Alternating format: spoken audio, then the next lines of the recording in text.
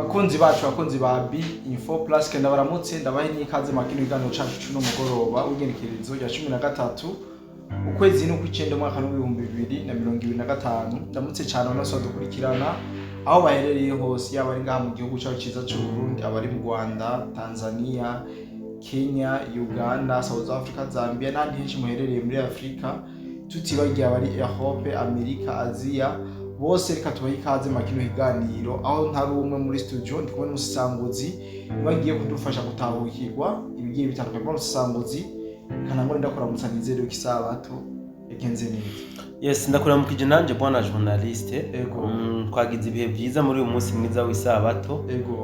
Nawe ndabona ko umeze neza. Cyo ndamutsa n'abadukurikiranye aho bari hose. Eka nawe nizire ko bagize ibihe byiza. Eka cengirwa ko kumbure. Ndabaramutsa amahoro y'Imana ko komeza kubana nabo. Ndabikunda cyane kuko amahoro y'abantu ntana yabaho. Niyo mpamvu nkunda kuramutsa yuko amahoro y'Imana arayimana. Yes. Kwa musanguzi ni byinshi twiye kuyaga makino kiganiro turaza gusimbira mu ma operation aguma bera ngaha muri Masisi warekari yavuze ku munsi w'ejo ariko amakuru dufise nuko imigwano yakomeje kuri no munsi turaza kurabira hamwe ni video iri kirasakara ku mbuga ngurukana bumenyi aho abo bihanganye na coalition FARDC ubwo bari bwinshi aho bariko baravuga yuko Burundi buguma buzana ingabo zishasha zije ku mirongo y'urugamba. Turaza gusimbira no muri Ituri hari inkuru mbi novuga yuko ari mbi cyane tuza kuyaga ko ndetse tunasimbire muri Minembwe naho bafise ibisabo bariko barashikiriza ino leta ya Kinshasa kumbure barashobora gusanga ro mwumvikano bagomba gukora na leta ya Kinshasa bititaye kuri twigwaneho ariko novuga kuko iyo bari twigwaneho ntibarinda kurinda kubisaba bari kubisaba twigwaneho na leta y'u Rwanda. Muri usanguzi ikaze kandi kuri B4 Plus kugira ngo tubandanye cyane muri ibi navuze mu ntangamarara. Ego urakoze cyane bwana journaliste ko mikaze kumbure sinzi ko womfasha ukambwira inkuru twotangurira ko muri zo zose je kuvuga byaba biza gusumba. Reka duhere ngaha muri Masisi no muri Warekari aho ariko harabera mu operation uvuga karahabutaka utubwire muri rusange uko vyifasha kugerana no kuva ku munsi w'ejo. Bwana journaliste muri Pinga abantu dutangurira muri Pinga nagace mu by'ukuri zino nyeshamba zimaze imisi ziriko ziraronderana inguvu umwete kugira ngo barabe yuko bashobora kukihereza apana buhagarura kuko kuva intambara zitangura nta n'umunsi n'umwe barashobora kwigarurira Pinga. Hano kumenyesha ko intambara zatanguye muri kano gace kuva jeudi aho zino nyeshamba zagabe ibitero zigasubizwa inyuma zagabe ibitero zigasubizwa inyuma zagabe ibitero zigasubizwa inyuma. Kuri inshuro rero biriko birabonekana yuko ziri determina zino nyeshamba zariye karungu kabisa nta zirabona ko zotuma zihaherera aho uko kajya gace badashobora kugafata. Ahantu bamenyesha yuko kano gace nyene ka Pinga bisa nkaho ariko bariko bashaka kwerekanira ko ubugabo ndavuga zino nyeshamba kuko abawazarendo baho bakomeza kubatunga gatoki bababwira yuko nimba abagabo bokora ibishoboka bakigarura Pinga. Nimba abagabo Pinga niyo tugomba kurabira ko imbwa n'umugabo baciye renga nkubonye. Yes, gushika rero magingo aya biraboneka yuko ziryanyeshamba zikiri imbwa kuko nta n'umunsi numwe barahahonyuza ikirenge baguma bagerageza kuhasugereza mugabo bikarangira basubijwe inyuma. N'uyu munsi rero kuwa gatandatu itariki 13 nimba ntihenze basubiye kuhagaba ibindi bitero biremereye cyane gose aho mbere abawazarendo babateze umutego uteye ubwoba babaretse bararengana ibirindiro by'abawazarendo bibaza yuko abawazarendo bagize ubwoba barahunga kumbe na gatego babateze bamaze kurengana ibirindiro binji indani baca babatikurira hagati.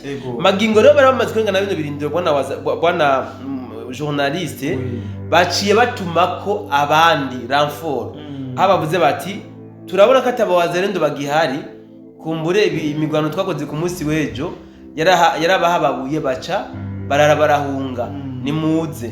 So magingo rero bano bandi bakiza aba bari bamaze gushika indani bobo baciye bakirizwa ko umuriro biteye ubwoba bakubitirwa mu igunira barabura iyo baja niyo bava.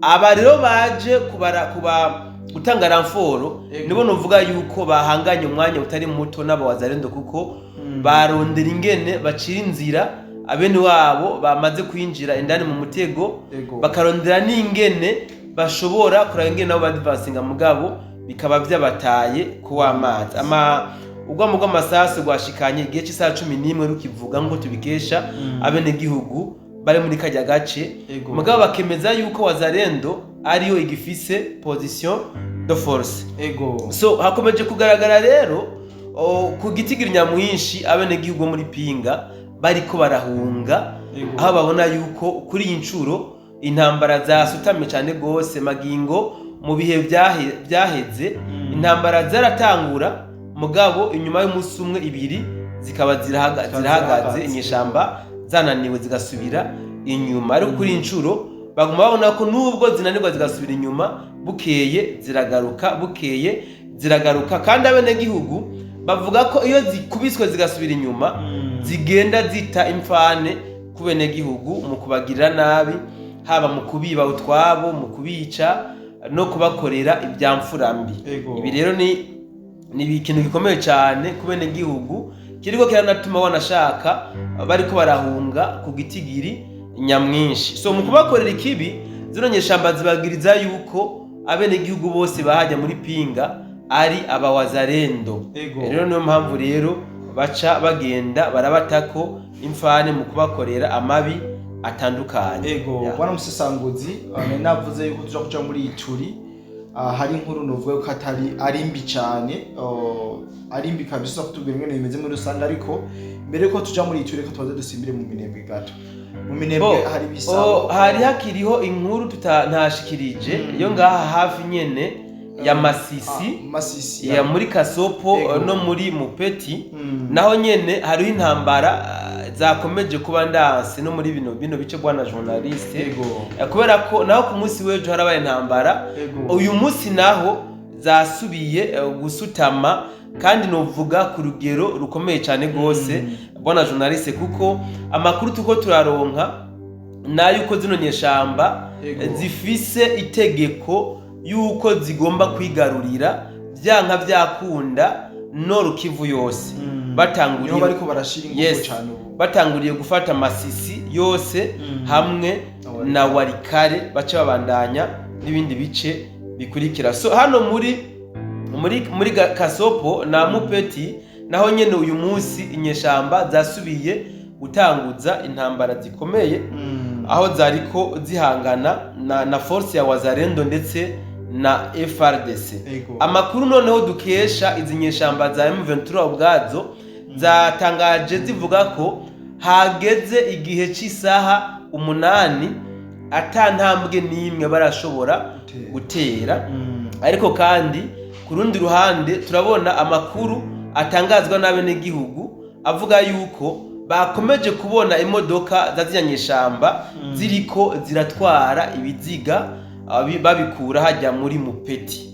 Mupeti ngo niho intambara zasekeye cyane gose abene gihugu baremeza yuko babonye imodoka za gisirikare zaziyanyeshamba za M23 zariko zikura ibiziga by'abasirikare bashoboye kuhasiga ubuzima ku ruhande rw'inyeshamba za M23 ariko kandi turabona ku rundi ruhande bavuga ko mu masaa 10 hagaragaye izindi modoka z'inyeshamba za M23 nyinshi zari zije kongera ingabo hano cyane muri Mupeti kubera ko bisa nkaho ingabo bari bizeye ko barungitse ku rugamba gukora akazi zisa n'izari zagabanutse ku rugero rwo hejuru bari bazikabanutse. Yes, aho twokomeza yuko zaguye ku mirongo y'urugamba. So amakuru aremeza yuko aba baje kuranforce aha muri Mupeti bari bavuye mu gace bita Karenda hamwe na Gashuga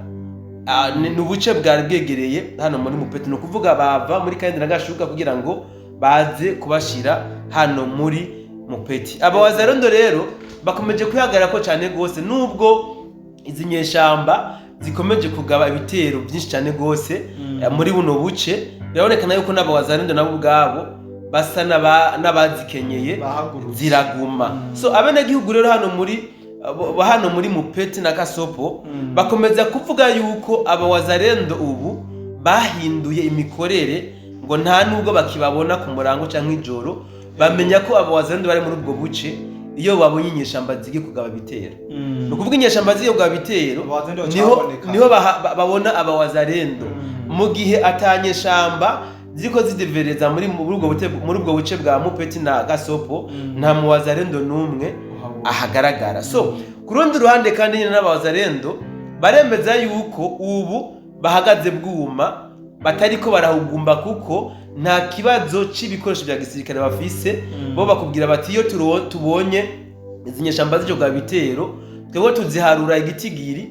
No kuvuga igitigiri cabo duharuye kingana n'igitigiri c'ibigwanisho tuba tugomba kwibika kwe. So niko rero abawazalendo ariko novuga bihaya bavuga ko igitigiri c'ababa baje bingana n'igitigiri c'inkoho baroze. Yes cyane gusa bamusanguze kadasimbire muri Minembwe. Muri Minembwe naho tubwire situation nyine zifasha. Bwana journaliste, hariko hagaragara ibintu novuga bitigeze biboneka mu mateka y'abakongomani kuva zino ntambara ziriko ziraba, cyane cyane mu buce bwari bwariziziwe na zino nyeshamba. Muri Minembwe turabona aho meya yakoresheje inama, abenegihugu batangura kumutura ibibazo bariko barahura navyo. Ikibazo kiza kwisonga ni kibazo c'umutekano wabo, aho bavuga ko zirya nyeshamba zatwigwaneho zitariko ziraborohereza. Ni kuvuga ziraza ari mwijoro zigaca mu ryahumye, abawazalendo na FDNB ndetse na FRDC bakica abenegihugu bamwe bamwe babagiriza yuko bariko bakorana n'ivyo bita umwansi wabo FRDC. Reka dufate coalition yose ya FRDC, aho rero abenegihugu mu buryo bweruye beretse maire de la ville yuko batakira inyuma y'izya nyeshamba, ahubwo basaba ko bo renforce umutekano wabo. Bosaba cyane principalement FDNB yuko yohagwiza ingabo kugira ngo umutekano wabo uhabe wubahirijwe. Bakongera bagasaba kandi yuko bohashira centre kugira ngo na bene wabo batwawe muri twigwaneho ku nguvu batabishaka bashobore kuronka ikigo baza baraza kwiripotingamwo atabwoba namba bafise bwuko bashobora kuza kwiripotinga bagaca bicwa n'abawazalendo canke bagahura n'abatwigwaneho bene wabo bakabakorera ikibi kubera ko bashobora kuba abo bagiriza ko bagiye kubamenera amabanga. Bwana musanguzi, urumva ko ari ikintu cyiza abanyamurenge bariko barakora ku mbure. Reka tuzobabwira feedback yavyo, ariko reka twongere dusimbire muri Ituri. Bwana musanguzi, hari byinshi biriko biravugwa cyane ku gahohotero novuga yuko abakongomani bariko barakorerwa. Eske twashaka kumenya abariko barica abakongomani ngaha muri Ituri? Bwana journaliste, nuko kenshi iyo tuba tuko turavuga ukuri mu buryo buri direct, abantu batadutahura, abandi nabo batwita ko turi abanyamacakubiri mu buryo butandukanye. Ariko franchement parla, Thomas Rubanga n'umunyarwanda. Sivyo? Thomas Rubanga n'umunyarwanda. Uyu Thomas Rubanga niwe ariko arakora ubwicanyi ndengakamere hajya muri Ituri. Sivyo? Kandi ubwicanyi Thomas Rubanga akora ni ubwicanyi bigoye kumenya neza ninde yatumye Thomas Rubanga utabiciye ijya nino. Turiko turabona abenegihugu bicwa bunyamaswa uko bukeye nuko bwije. Kuri incuro hoho hadutse ubwicanyi novuga bwagahomera bunwa. Ngira ngo rabo nyireresi y'abakongomani bariko barakeregwa n'abantu bise ngo n'abamizirma, bavuga ko bariko bakerera abakafiri. Sivyo? N'abagwanye ba Thomas Rubanga nibo bigize abamizirma. Kandi iki ni ikintu gihambaye cyane gose bwana journaliste, amakungu yarakwiye guhagurukira, kuko burya n'ubwicanyi bushobora gutuma n'abenegihugu bwabo bacanamwo. Nukuvuga haduka yandi macakubiri twokwita shingiye ku madini. Kuko nimba hariho umuntu yarasanzwe afise umugenzi w'umumizirma agaca abona inkozi z'ikibi zigize abayisilamu, zigize abamizirma, bariko barica abantu babahora ngo nuko ari abakristo. babahora ngo nuko badahuje ukwemera. Ibi ni ibintu amakungu agomba guhaguruka akarandurana imizi agatera ivyatsi. Mugabo ni muri rwa rukurikirane rw'ubwicanyi leta y'u Rwanda iriko irakorera ku butaka bwa Kongo kugira ngo igaragaze yuko leta ya Chirombo yananiwe gucunga umutekano w'abenegihugu bayo. Ibiro ni ibintu abakongomani nabo nyine ubwabo batariko barashaka gutahura. Bariko reka nkoresha imvugo yuko igitigira nyamushi cy'abakongomani ubwenge bwabo babwicayeko. Bari nyuma y'ibitekerezo, bari nyuma y'ubwenge bwabo. Bo babona gusa ibi ariko birakoreka, bagaca bafata aya mabi bakayagiriza umukuru w'igihugu yuko ananiwe kurinda umutekano w'abenegihugu bawo, mu gihe batariko barakenera kumenya impamvu ubu bwicanyi bukomeje kuba bw'indengakamere. Uyu Thomas Rubanga nagomba nibutsa abadukurikirana yuko yagiye muri Ituri gutanguza ujya muhari ku bwumvikane n'inyeshamba z'isngo ni M23. Bakeneye gusa ko Kivu bamara kuyifata, hama uyu Thomas Rubanga aca bikora nka kujya twigwaneho yabikoze itangaza yuko yifatanije na M23. Niko na Thomas Rubanga agomba guca bikora hano muri Ituri. Tunabibutse kandi yuko UPDF iri muri Ituri, igisirikare cy'u Buganda kiri muri Ituri, cyemeje cyangwa se gifitanira amasezerano na leta ya Kongo yuko cyagiye gufasha leta ya Kongo gutuza imigwi y'iterabwoba, cyane cyane iyi nyene naru ya Thomas Rubanga. Mugabo dukomeje kubona ubwicanyi bukomeje kuba ndanse hano muri Ituri. Hasanzwe hariho UPDF yasezerana leta ya Kongo yuko igiye kubafasha kurwanya imigwi y'iterabwoba. None tuvuge yuko habayeho kunanirwa kwa UPDF batahanganye, tuvuge yuko hari kunanirwa kwa leta ya Kongo, tubyite gute? Ibiro ni ibintu bwana journaliste abakongomani ubwabo bakagomba guhaguruka bagafata iya mbere mu kugwanya ubwicanyi bw'indengakamere. Bakagomba gufatira akarorero kuba wazarendo bo muri Sud Kivu, hama bagahaguruka nabo bakigwanaho kugira ngo birondiremwo ibisubizo. Kuko nibakomeza kurira amaboko imitwe bazoyima. Yes, niko bimeze. Nibakomeza kwicara bariza amaboko ngo bahanze amaso leta, bahanze amaso amakungu, bazoza kwibuka baramaze gusesa batakiyora. Cyane gose sanze hano baramusisanguzi. Ariko imbere ko turangiza inkuru yacu nari navyo mu ntangamarara yuko hari aka video kariko karasirikira hirya no hino k'ingabo z'u Burundi ziko zirinjira mu gihugu ca Kongo, bigatuma mbere mu bihanganye ubwo bubatekera cyane.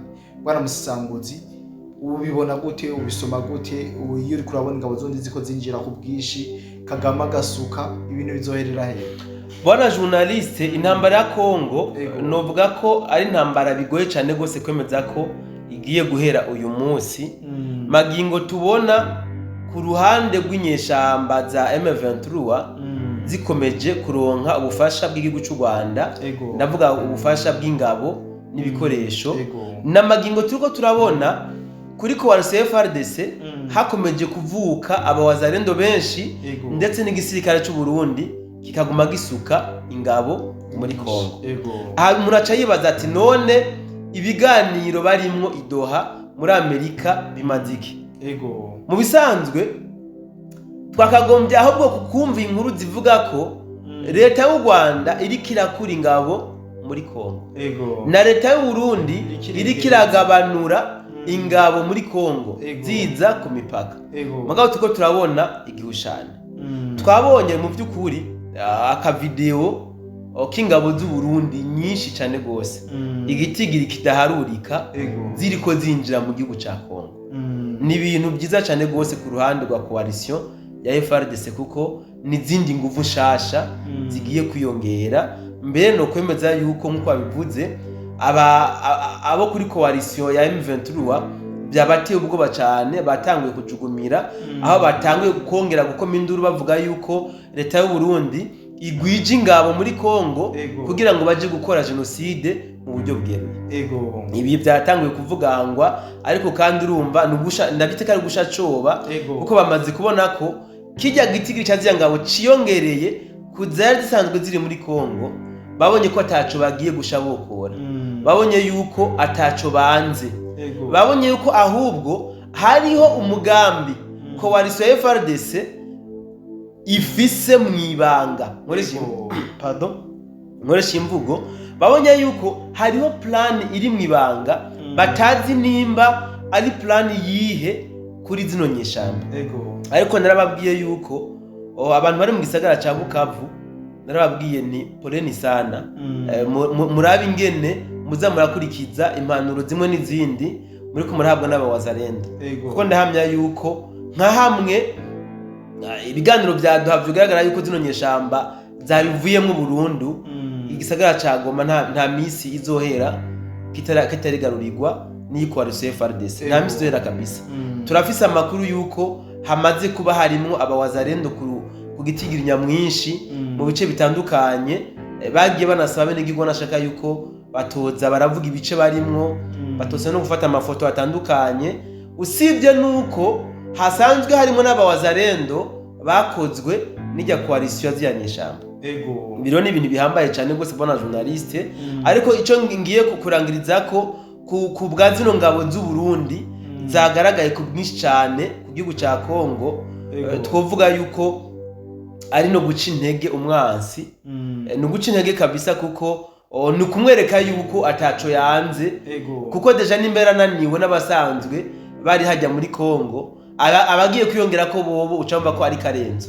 Ha kandi tuributsa n'abadukurikirana yuko ata musi numwe FDNB iragaba ibitero nka FDNB nta na rimwe. Irindire yuko FARDC iva mu itiro irimwo ifata ingingo yo gutanga ibitero hama bayifasha. Mbe urazi bana musanguzi mu gihe izinyeshamba zubana zogaba igitero ku bintu by'ingabo z'ubundi ko vyogenda?